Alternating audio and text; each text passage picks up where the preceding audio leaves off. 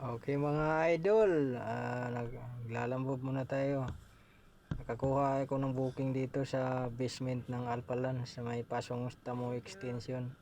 Mga pabango ito. Ito yung close ba na puti, puro pabango ang laman. Oras natin ngayon idol, mga 8:30 ng umaga. Agahan natin. Magkano kitain natin hanggang maghapon. Dito sa basement ng Alpalan. Ito yung una kong booking. Maglalumog muna tayo habang nasa abroad yung boss.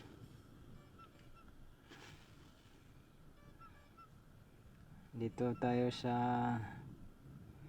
Makati ang una kong nakuha booking.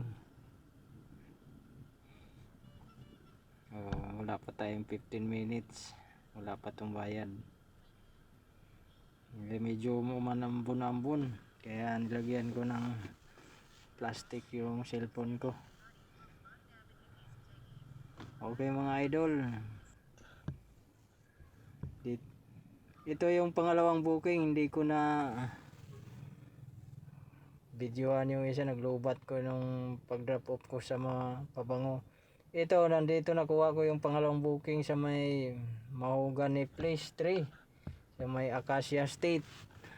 Ang deliver nito sa Dituason, Quezon City. Medyo malayo-layo. Kailangan masabayan ko to dahil malayo. Hanap tayo ng kasabay nito. Okay mga idol, labas muna tayo ng village. Baka makakuha tayo ng booking doon sa labas para may sabay dito sa isa kong booking pa Quezon City. Medyo malayo-layo. Ang daan ko kasi nito, nasa kabila akong pumasok mula doon sa may water pan. Kaya doon din kukunin ko yung ID ko doon sa pinasukan ko. Kung dito sa nas kabila, pwede dahil BGC ng Tagos. Kunin muna natin yung ID mga idol. Nag-iwan tayo ng ID dito sa guard. Sana makakuha tayo ng kasabay dahil medyo malayo-layo to. Lugi sa biyahe kung isa lang.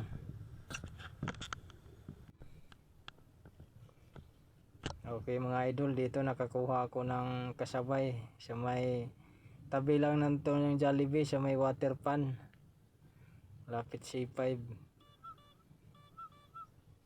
Ang drop off nito sa Rockwell sa may Huya. May kasabay tayo. Sayang naman pag isa lang. Sana pagbaba ko nito yung nasa Huya, makakuha pa tayo ng isang booking pa Quezon City. Ay hindi magkasya. Dito ko na lang ilagay sa bitan. Mahaba. Hindi magkasya sa bag ko. Okay mga idol, alis na tayo. Drop off natin to sa Huya sa may Rockwell, Huya Condo.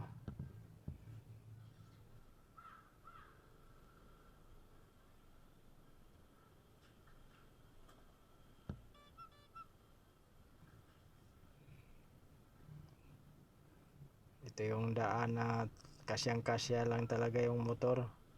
Siguro yung mga malalaking motor hirap. Kaya ito, napakasikip. Saktong-sakto lang yung motor. Ito pa yung guard. Ay sorry, si ate pala. Padaan po.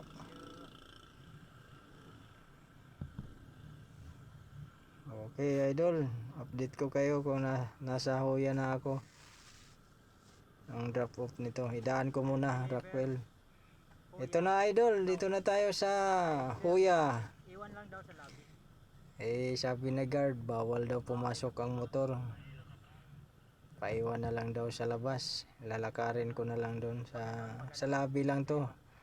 Sa Kasi sabi yung nagbook, iwan na lang daw sa lobby, sa guard.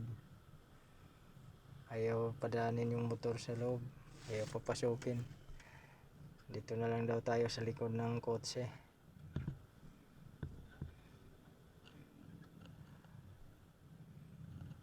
Sana may isa pa tayong kasabay papuntang Quezon City dahil malayo-layo. Ito yung kasabay ko ba, yung na-pick up ko doon sa Mahogany Place.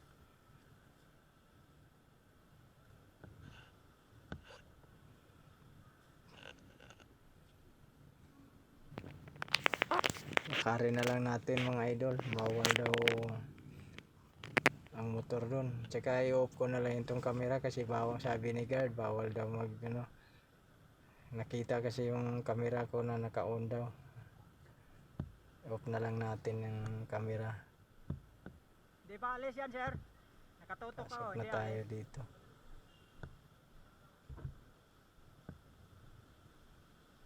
Doon sa Huya South.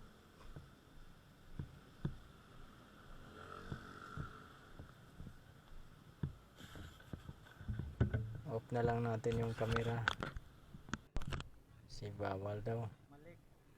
Ito yung nakuha ko pero dito lang to, Makati bago tayo pumunta ng Quezon City sa Dituason. Ito baliktad pagka-booking kasi ito sa Manansala sanang pick up. Kaso lang ang pick up pala sa may Tuscany. Kondo sa may malapit sa Peninsula. Kaya kinuha ko naman doon para i-deliver dito sa Manansala building sa Rockwell. Baliktad ang pagka-book pala nung customer. Okay lang. Kasi ano naman, malapit lang naman din kaysa i-cancel. Hindi mahirap pag ano, i-cancel kasi bababa ang rating natin sa Lalamove. Kaya ito na lang pinuntahan ko. Ito na-deliver ko na. Damit lang to. Papa-repair dito sa kasi nagbaba ako kanina sa Huya tapos nakakuha ko ng booking dito sa Manansala naman, katabi lang na building nito. Kaso lang pala dito i-deliver ang pick up sa Tuscany condo sa may malapit sa Peninsula. Okay idol, mga punta na tayo sa Dituason. Di na siguro natin masabayan dahil nag-follow up na yung receiver doon na saan na daw ako. Di bali, diretsuhin na lang natin. Hindi na tayo mag-double book. Okay idol. Dito tayo pinadaan sa way sa may tulay ng Pantalyon papuntang Mandaluyong. Dito tapos mag-Show Boulevard tayo.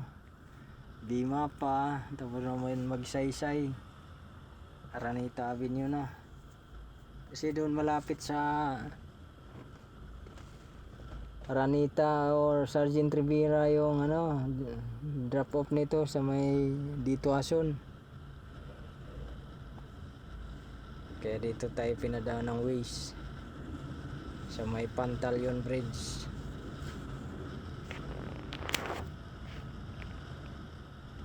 Okay mga idol, update ko kayo mamaya kung nandun na ako sa drop off area.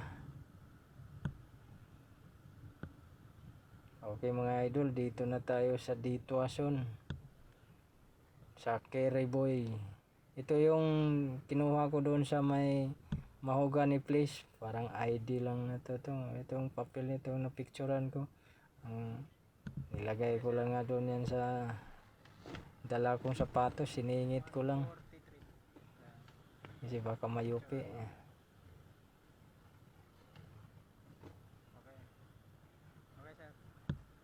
Ito ang bayad nito ay 143. Baba lang talaga sa Lalamove.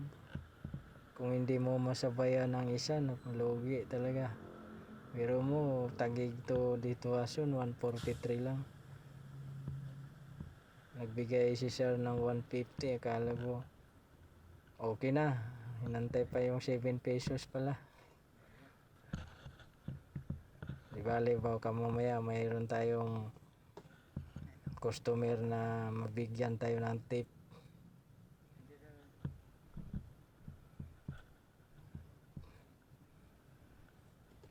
Tapos pupunta na tayo ng Valenzuela, sana makakuha tayo doon dahil may utos yung kapatid ng boss natin na may pa-pick up doon sa may Sun Road. Kukunin ko doon, kailangan makakuha ako ng booking na galing dito papuntang Valenzuela.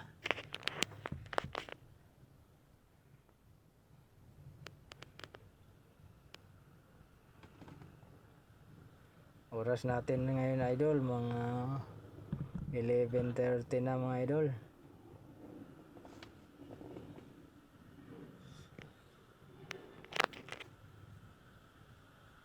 Hanap tayo ng booking idol para Valenzuela.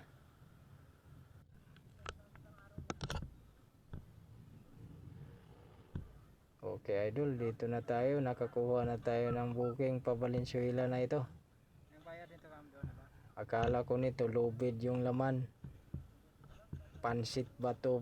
Anong tawag nito? Kulay orange. Akala ko lubid niya karolyo. Hindi pala. Kasama to? Parang lubid kasi pagtingin ko kanina. Medyo mabigat din. Dalawang plastic tsaka may isang maliit pa. Kukunin ko lang yung karga ko nito. May dala pa akong kaputi dyan. Dito ko na lang ilagay sa baba. Yan, sakto sa bag ko. Di ba to? Kahit shake Meron pa isang maliit. Sana makakuha tayo ng isa pa o Valenzuela. Ang pera nito 118 sa Apo Street, Quezon City, papuntang May Sun Road, Valenzuela. Kaya hanap tayo ng isa dahil kung ito lang dala natin, lugi. 118 hanggang Valenzuela lang. Sana yung makuha ko ng pangalawang booking ay maliit dahil puno na itong bag ko.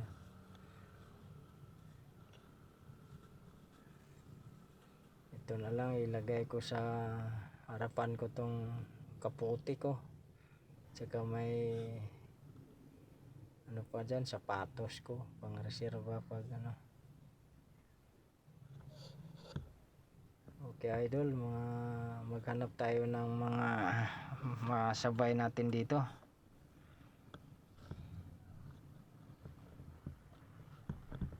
Nakuha ko to sa Apo Street sa Santa Mesa Heights, Quezon City.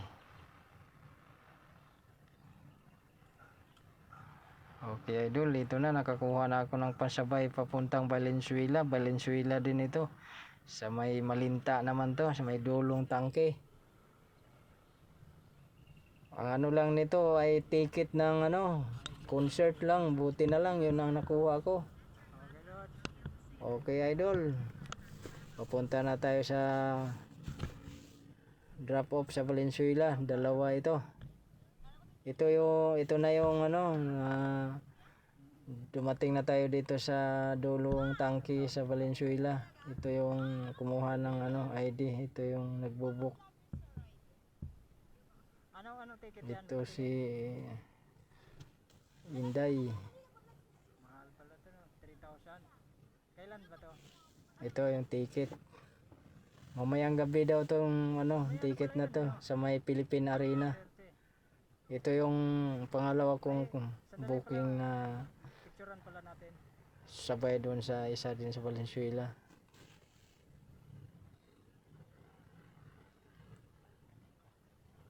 Okay. Pipicturean muna natin. Nakalimutan tayo pipicturean ng Pangalan mo?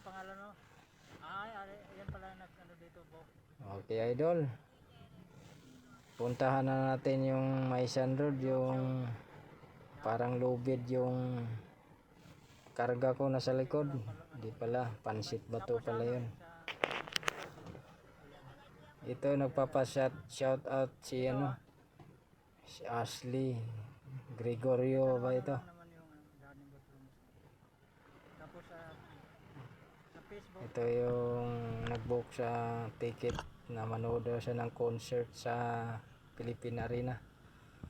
Ito na mga idol, nakakuha naman tayo ng booking dito sa may Pandang Novaliches naman ito. Novaliches lang to. Ang bayad nito ay 55 pesos mula dito sa drop off hanggang ay sa pick up papunta sa drop off 5 kilometers lang. Isang bilao na pansit.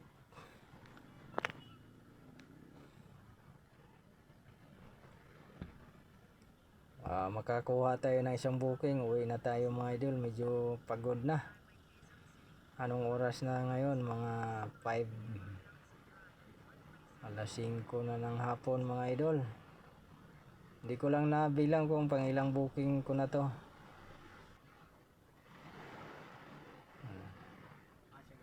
Dito na tayo sa Novaliches ngayon. Ito na mga idol na dumating na ako dito sa drop off. Yung pansit ang lalamove po, delivery po, nandito na po po sa guard. ibababa natin dito. Okay mga, Tinatawagan ko na yung receiver. bakit po? Palabas na daw, sabi ni guard. Dito sa ano ma'am, Quirino Highway. Pansit Bilao. Nakalimutan ko kung magkano ang presyo nito doon na pinick up ko. Medyo malaki din eh. Sakto lang sa bag ko. Picturean ko lang. Sa loob. Siguro mga pang 10 tao na siguro yung kumain dyan. Ito mga idol, binigyan ako ng tip nito. 20 pesos. Binigyan niya ako ng 75 pesos. Dahil ang bayad sa deliver lang nito 55 pesos.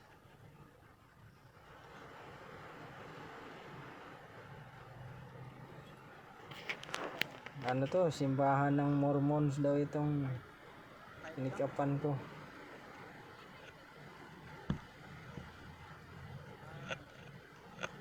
$75? 55 lang. Isang bilaong pansit. Okay na po ito po. Nagkalituhan pa kami dyan idol kasi sabi niya 20 pesos daw pala 75 pesos. Binigyan ko ng 5 pesos yung ano 90 pesos niya. Sabi ko mga 85 pesos na lahat ma'am. Kaya may 4 pesos na lang siya. Okay, sabi ko ma'am okay na lang 74 pesos na. Pwede na yan. Eh wala daw siyang ano ibang barya. Okay, okay na ma'am. Thank you ma'am. Okay. Oh, medyo mabigat. Kaya nagkalituhan kami dyan sa bayad niya. Pumasok eh. Okay mga idol, kuha na lang tayo ng isang booking para uwi na tayo. Medyo pagod na.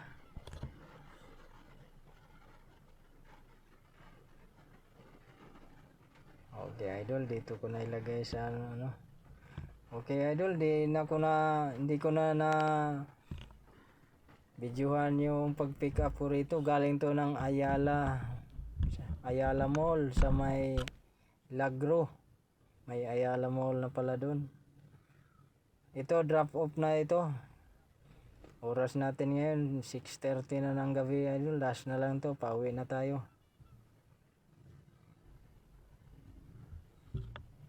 Hindi ko na videohan yung pag-pick up ko idol kasi doon naglakad ako nito, yung motor ko iniwan lang doon sa labas sa kalsada. Nag-text yung customer na mag-meet lang daw kami doon sa 7-Eleven. Medyo matagal pa dumating kasi doon pala sa taas. Mga damit to idol, 3 naka eco bag. Kaya tapos nito idol, uwi na tayo.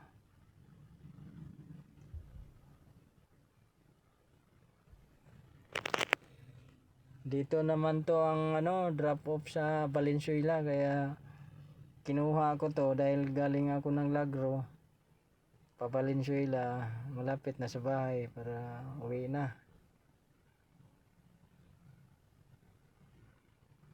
Dito to sa may Malinta, malapit sa City Hall ng Valenzuela.